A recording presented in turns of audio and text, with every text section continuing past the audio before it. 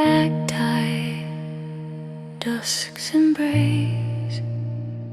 Nightfall cloaked the city as if the heavens had drawn a velvety curtain over the world.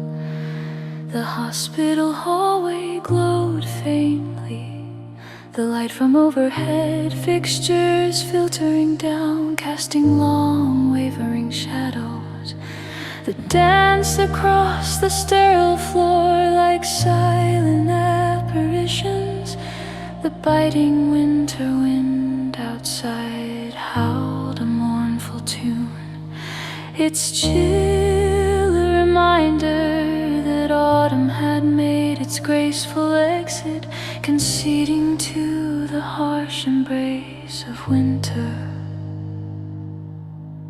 Michael sat alone on a hard plastic chair, his head cradled in his hands, weighed down by the heavy burden of his daughter's mysterious illness. Inside him, a storm of memories and fears churned, each thought a jagged shard of what once felt like an indestructible future. The corridor offered little solace, its dark walls and linoleum floor echoing his solitude back to him. From Emily's room, the soft beeping of machines whispered a mechanical lullaby. The rhythmic cries and fall a testament to a fragile lifeline. His wife, Sarah, sat by their daughter's bedside, her gaze never wavering from Emily's peaceful face. The coldness in the air seemed to seep into Michael's very bones, gnawing at his resolve. Vulnerable and desperate, he turned inward, seeking the comfort of prayer. Lord of mercy, he whispered, his voice barely audible. I am lost, help me find the way. His words fragile and trembling like autumn's last leaves clinging to barren branches, suspended in the air for a moment, then drifted away.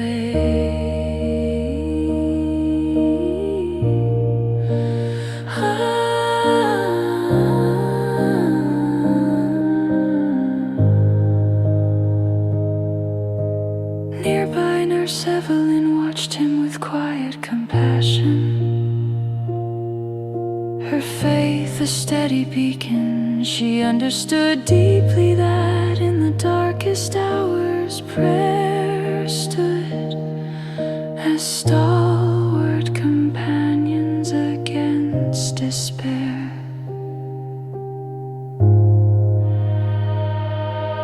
In the sanctuary of Emily's room, she lay ensconced in a peaceful slumber, surrounded by the comforting hum of medical equipment. Sarah sat vigilantly by her side, fingers gently smoothing Emily's hair, a silent promise enfolded in each tender stroke. A lullaby played softly from a music box on the windowsill, its melody a whisper of dawn amidst the enveloping night. Outside the room, Michael lingered, the embers of his prayer glowing faintly yet persistently, casting a flickering light against the encroaching darkness. Evelyn approached with quiet steps and offered him a steaming cup of tea, her presence warm and empathetic. Sometimes all we can do is be there, she said softly, her voice a gentle embrace. Michael accepted the cup with both hands, savoring its warmth as it seeped into his cold fingers. Do you ever pray? He asked, his voice betraying a yearning for reassurance. Every day Gently she replied, a serene smile gracing her lips. Prayer is more than words, it's the courage to keep singing even in the prison at midnight. A call to forgiveness, a seed of courage stirred within Michael, tentative yet persistent, like the first buds of spring daring to pierce through winter's hard frost. Taking a deep breath, he pulled out his phone and dialed a number he had long avoided, the digits familiar yet foreign beneath his touch. Hey Dad, he whispered, his voice taut, laced with years of pent-up silence and unspoken emotions. A pause followed, a heavy sigh resonated on the other end, like ice thawing beneath the gentle warmth of spring's first sunbeam. Their conversation, tentative and tender, unfurled hesitantly, each word a gentle nudge from the divine, whispering to Michael the promise of healing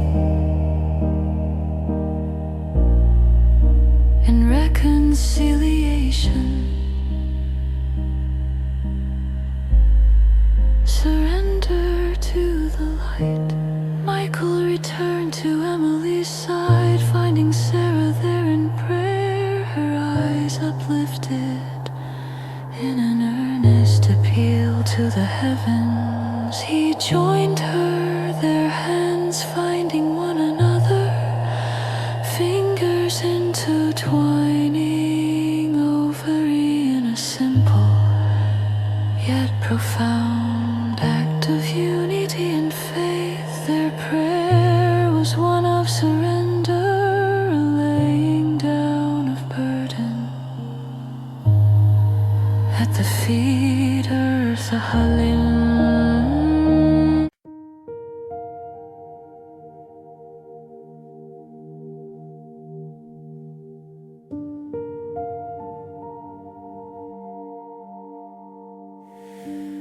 As dawn stretched its pale gold light across the city, Amelia Cole entered the hushed corridor of St. Luke's Hospital.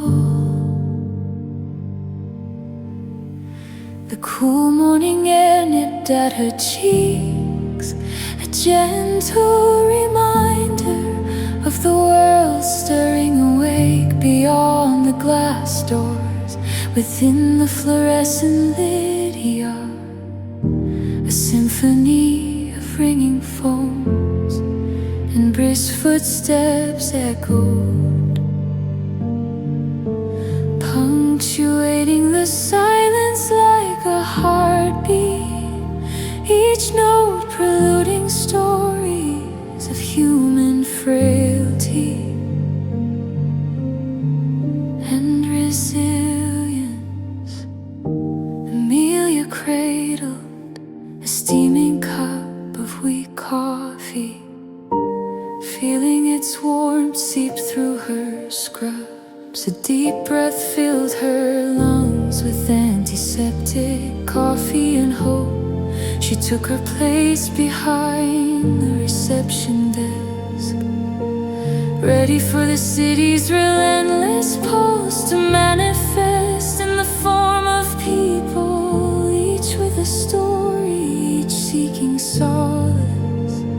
Every name, every face would challenge her memory and compassion. With a quiet breath, she whispered her first prayer of the day. Help me see them, Lord, let me remember that every name I write is known to you.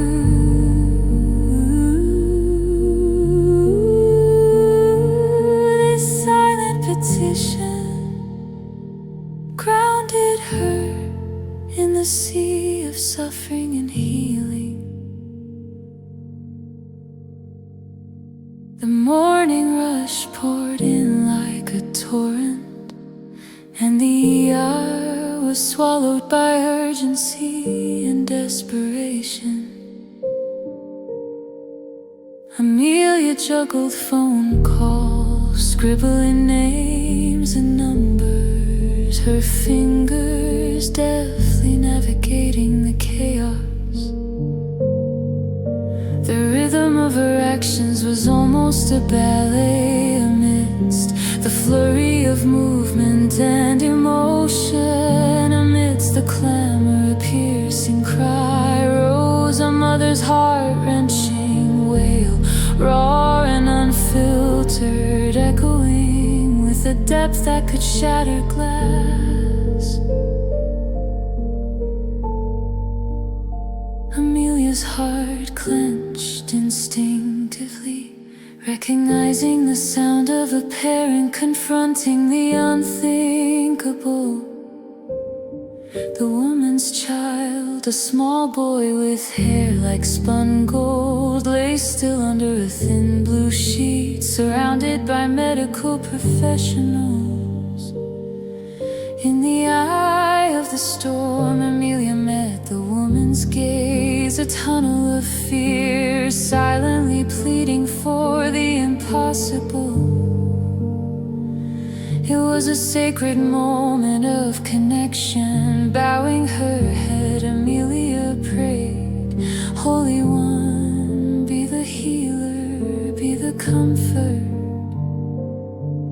Let your peace fall here. Her silent words reached out like a lifeline, seeking divine intervention amidst the chaos. Her heart ached to bear some of the grieving mother's burden, and her prayer felt like a bridge across the chasm of despair. As dusk draped the city in deepening shadows, turning windows into glowing pools of amber, the frantic energy of the earth settled into a more stable rhythm. Amelia, feeling the day's toll, slipped outside for a moment of reprieve. The air was cool, heavy with unfulfilled promises of rain, and she leaned against the hospital's brick wall, closing her eyes to the weight of stories she couldn't carry alone. In that sacred solitude, Amelia's heart unburdened itself in a prayerful surrender. Shepherd of my soul, take what I cannot bear. Teach me to listen for your voice. There in the twilight's quiet embrace, her prayer was born of exhaustion and unwavering faith, awaiting for whispers louder than internal chaos. Re-entering the bustling air, a subtle shift occurred within her, a gentle assurance she was not alone. It was as if an invisible hand lifted some burdens, allowing her to move through the remaining hours with newfound strength. Each patient a reminder of divine attention and care. An unexplainable peace flooded her spirit, as if the Lord himself walked with her among the rows of beds, his presence a balm for her weary soul. Echoes at dusk as her shift closed, the earth settled into the lull of nightfall. Amelia gathered her belongings, her mind echoing with names and faces. Yet instead of weariness, she felt profound stillness and peace. The prayers she had whispered throughout the day had not gone unanswered. She glanced around the dimming room, now a landscape of soft voices and gentle movements as staff continued their compassion.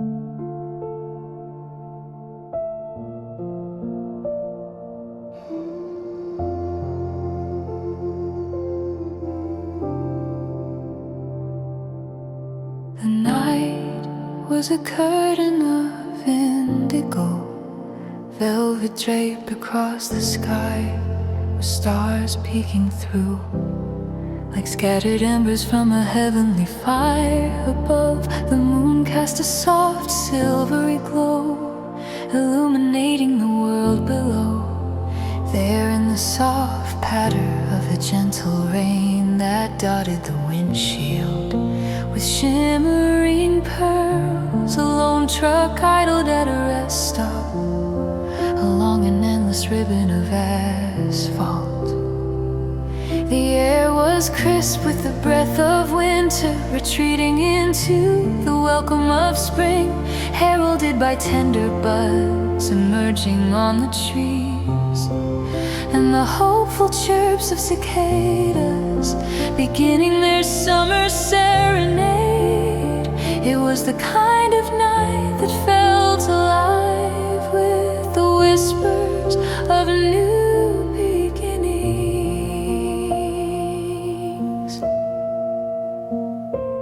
inside the cab. Ethan sat, weary from the miles behind him. His eyes, shadowed by sleepless nights, were fixed on a silver keychain, a gift from years gone by, shaped like a cross. It was the only light in the dim confines, swinging gently with the rhythm of his thoughts.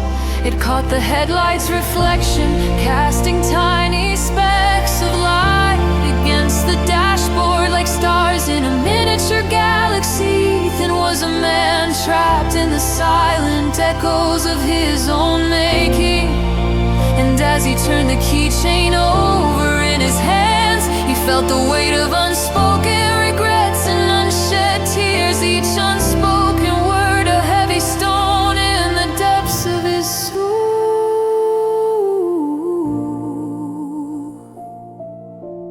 Athens' fingers trembled as he pulled the crumpled photo from his wallet. His daughter Emma laughed in the captured moment,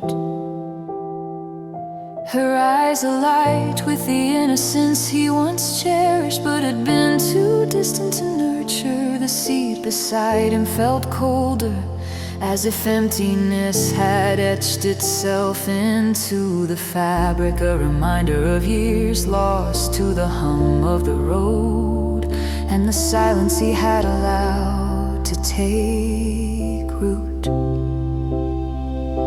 The rain outside was a murmuring song, harmonizing with the ache in his heart. Head bowed, Ethan whispered to the sanctity of the night, Lord of mercy, have I strayed too far? I've let my pride build walls between us, and the silence grows heavy. Guide me, Holy Shepherd, through this darkness. Let me find the words I need. Help me to forgive the man I've become, and please let her forgive me too.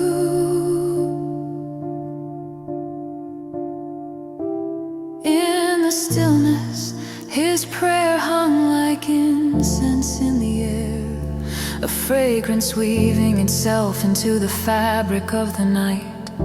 And Ethan was left to listen. The world seemed to hush in response, the rain softening into a gentle mist, as if creation itself paused to hear the longing of his heart.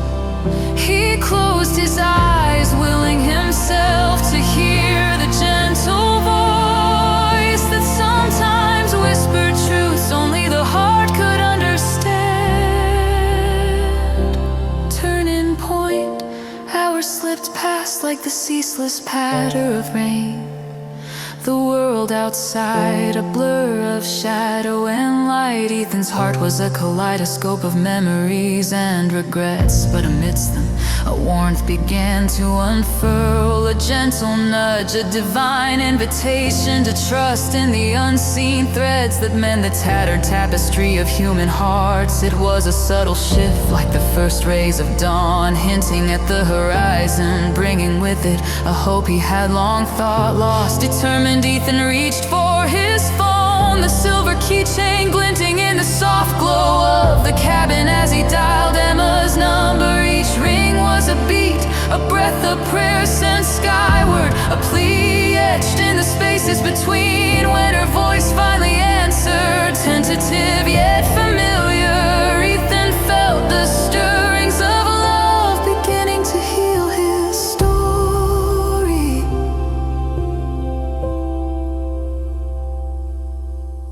Emma, it's me. His voice was rough but earnest, like a river finding its voice amidst the storms. I'm sorry I've been lost, but I'm trying to find my way back to you. There was silence, a pause filled with the unspoken and the unanswered. Yet in that moment it felt as if the world held its breath, expectant and hopeful. Then her response, soft and clear, came like the first bloom of spring. Unexpected, yet utterly transformative, a balm to the wounds he had carried too long. Redemption's light still resonating in his heart. Ethan felt the divine guidance he had long prayed for. The night held its breath, as if the earth itself waited to witness this moment of grace. Their conversation wove together memories with hopes for the future, stitching old wounds with threads of forgiveness and understanding. It was as if each word cast a new star into the night sky, illuminating paths forward they had not yet dared to dream. Ethan's heart lightened with each exchanged word, and as he gazed out into the starry expanse, he saw not just the vastness of the night, but the promise of dawn, a night's vigil turning toward the light. The rain had ceased, leaving an almost sacred silence, the air charged with the promise of renewal. Holy One, let my steps move to your rhythm. Lead me through shadows into the